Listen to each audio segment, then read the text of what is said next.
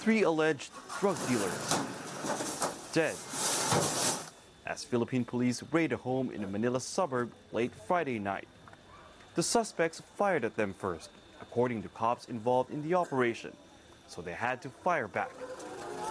It's become the standard explanation for most of the more than 2,200 suspected drug users and dealers police have killed since President Rodrigo Duterte took office almost 7 months ago. But a number of families of those killed by police have challenged this account. Rachel Bermoy's partner, Eric Sison, was shot by cops in August last year after he started firing during a chase. That's according to police. Rachel, who agreed to be interviewed but asked not to show her face, insists that's not what happened. Bumagsak po siya dyan sa bubong namin. He didn't have a gun. If he did, a gun should have dropped when he fell from upstairs. Naglaban yung asawa. We also spoke to a friend of Eric's, who asked not to be identified.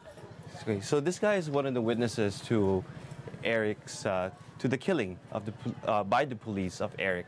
And he says that from up there, Eric jumped.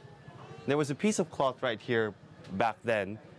He fell and then he went into this house. And this is where we see that cell phone video that was taken by an anonymous person where we see cops shooting at Eric.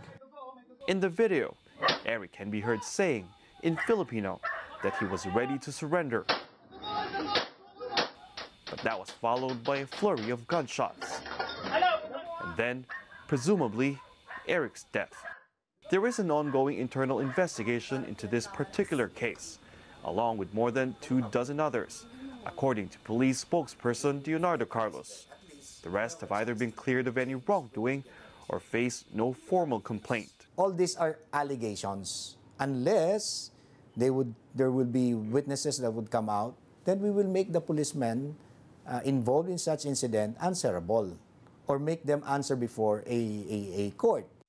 But when they do, such as in the case of Korean businessman Ji Ik-ju, taken under the guise of an anti-drug operation and then killed inside the National Police headquarters, or alleged narco mayor Rolando Espinosa, who was shot to death in jail, the entire police force's credibility takes a hit.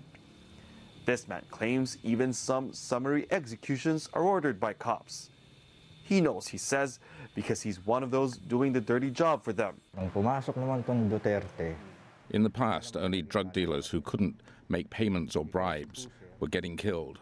When Duterte became president, dirty cops would have dealers killed before they could implicate them as protectors of those in the drug trade.